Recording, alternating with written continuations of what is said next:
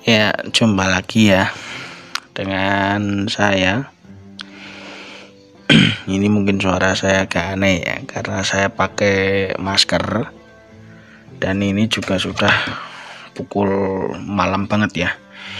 Ini pukul 1.55 tanggal berapa itu? 19 September ya, hari Kamis. Ya, jam segini saya masih ngerjain scope ya. Ini kebetulan dapat vektor optik Turek ya. Ini Turek seri 62450. Ini saya pakai masker. Dingin banget ini. Cuaca di sini itu aduh, ngeri. Dinginnya minta ampun. Ini cuaca sekarang itu kurang lebih suhunya sekitar 19 derajat, 18-19 ya. Ini scope ini kendalanya cukup unik. Kenapa unik? Jadi kalau kendala dari yang punya itu ketika main turret berkenaan rubah ke kanan, ketika merubah zoom berkenaan rubah. Ini scope FFP dan sudah support zero stop, tapi ketika dimainkan turret rubah. Hal seperti ini bisa terjadi biasanya faktor pemakaian ya, dan faktor usia, dan itu normal. Namanya teleskop dipakai terus pasti dia akan semakin aus dan semakin berkurang daya fungsinya ya.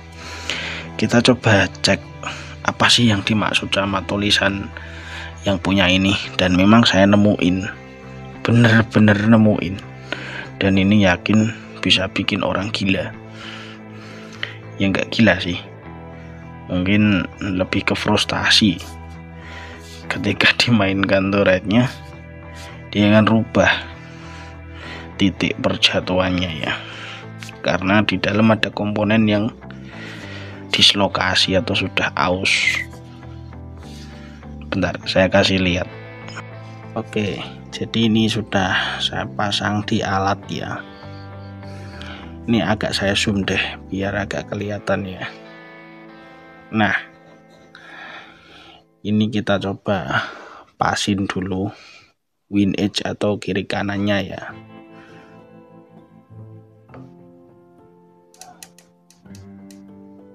Oh, kebanyakan satu klik. Oke. Ini posisi kan sudah saya posisikan di zero-nya dia. Yang dia keluhkan kan ketika main turret elevasi atau turret up down-nya, mungkin ya buat nembak jarak jauh ya, kan pasti main turret kan. Tapi ketika diputar itu dia akan berubah. Cek baik-baik. Ini posisi statis ya ponselnya. Bentar deh, ini posisi statis. Nah, ya lebih enak lagi, ya kan? Itu mulai kelihatan itu aslinya. Kalau jeli udah kelihatan. Agak geser.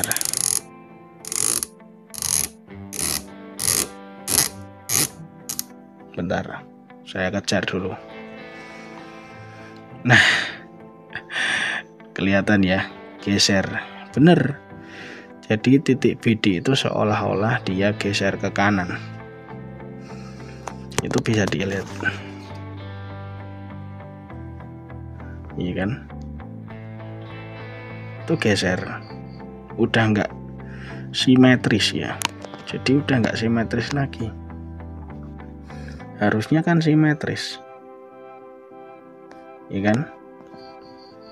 Harusnya kan simetris. Nah, dia geser. Mungkin kayaknya sedikit ya, mungkin. Tapi ini ngaruh banget loh. Dan ini bisa bikin frustasi kalau saat nembak. gesernya kayak gini itu bikin frustasi, dan saya yakin bikin gila, bisa bikin gila, stres dalam gunain scope-nya, bisa kayak berada di titik yang sangat menjengkelkan ya. Itu dilihat. Tapi ketika dikembalikan lagi, bentar, ponsel soalnya ini statis.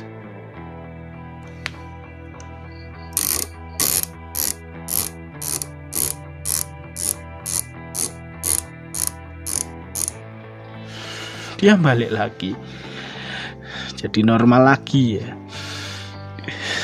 Oh, ini problem, ini sangat problematik, dan ini nggak sembarangan penanganannya, harus benar-benar terkontrol dan benar-benar harus telaten, karena yang diurut itu mulai dari depan sampai belakang, terutama di bagian erektor. Itu kalau nggak terbiasa nemuin kendala seperti ini, wah, kemungkinan scope nggak akan jadi, Ini lurus ya, udah lurus lagi kayak awal, tapi ketika diturunin lagi,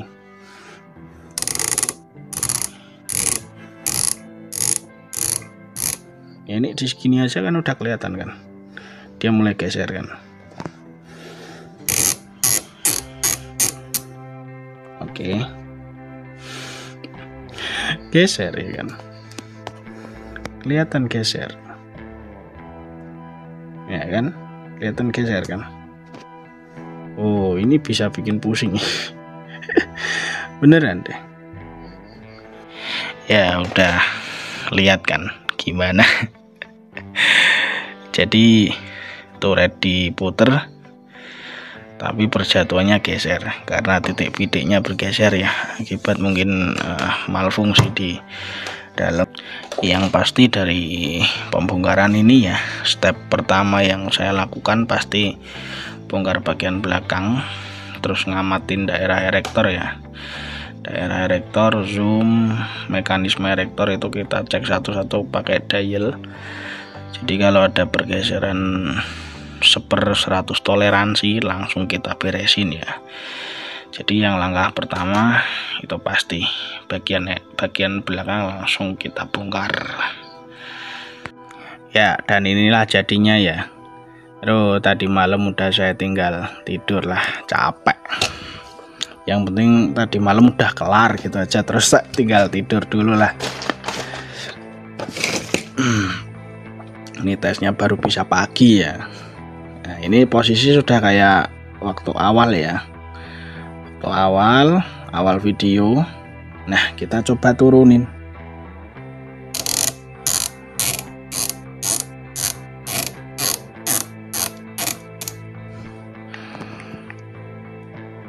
Nah, sekarang ya masih geser, cuman nggak banyak, nggak kayak yang waktu awal video ya. Ini saya fokusin dulu.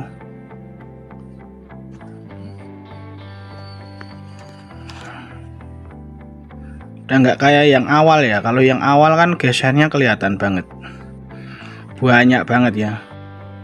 Ya, itu efek karena scope ini mungkin dulu pernah terbentur, tapi yang punya nggak nyadar, atau jatuh tapi nggak nyadar, dan sebagainya. Intinya banyak faktor.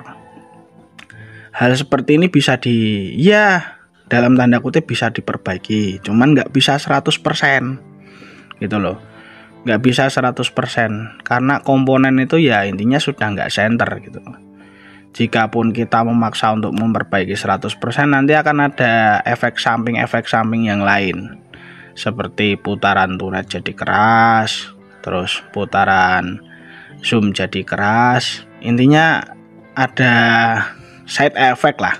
Jadi kalau kita mau cari aman ya kan, cari titik tengah atau cari netralnya, ya kita seperti ini. Kita paling cuman bisa mengembalikan 85-90% dari kinerja gitu loh. Kita ndak bisa mulihin 100%, tapi setidaknya sudah tidak sejelek waktu awal gitu loh. Kalau masih sejelek waktu awal ya yang ngapain di servis gitu loh, mending dipakai apa adanya atau nggak usah main turret gitu ya, jadi mainnya main cross aja gitu loh. Zeroing 20 30 ya pokoknya nembak di tengah terus, kalau nggak ya main dot lah gitu kan. Ya satu scope lagi ya bisa teratasi. Ya semoga nggak banyak ya yang ngalamin kayak ginian, semoga nggak banyak. Saya sih berdoanya nggak banyak, karena kalau banyak dan ke tempat saya itu bikin pusing. Karena kendala seperti ini saya bahkan menemui itu mungkin cuman berapa ya, 4 kali ini selama saya di dunia optik, sudah sejak era 2000 sekian ya sampai sekarang, 1 dekadean lah. Baru kali ini lagi nemuin, setelah kayaknya sebelum pandemi itu ada satu scope front, kalau nggak salah front FFP, kalau ada yang paham front itu juga pernah kayak gini, dan sama juga penyelesaiannya juga nggak bisa 100%, tapi minimal bisa ya mendekatilah di angka 90-an% ya. Jadi pergeseran itu udah nggak banyak gitu loh, ada tapi nggak banyak, mungkin cuman 1-2% gitu loh, nggak sampai lebih dari 5% gitu loh. Kalau kayak di awal video kan kelihatan banget gesernya gitu, makanya buat nembak jarak jauh ya kerasa banget pergeserannya gitu loh. Sekarang kita selisih sekian belas meter aja sudah, kalau memang itu titik bidiknya itu berpindah ya udah kerasa banget gitu loh. Kita nyekip kepala ya nggak bakalan kena, apalagi cuman kepala ayam, kepala musang, nggak akan kena gitu loh. Ya mungkin ini tadi ya sedikit kisah ya, aslinya saya nggak nampilin gimana cara benerinnya ya, memang itu terlalu krusial dan kalau direkam itu malah justru mempersulit kerja saya. Semoga rekan-rekan skomannya nggak ada yang ngalamin kayak gini gitu aja deh. See you next time and ciao.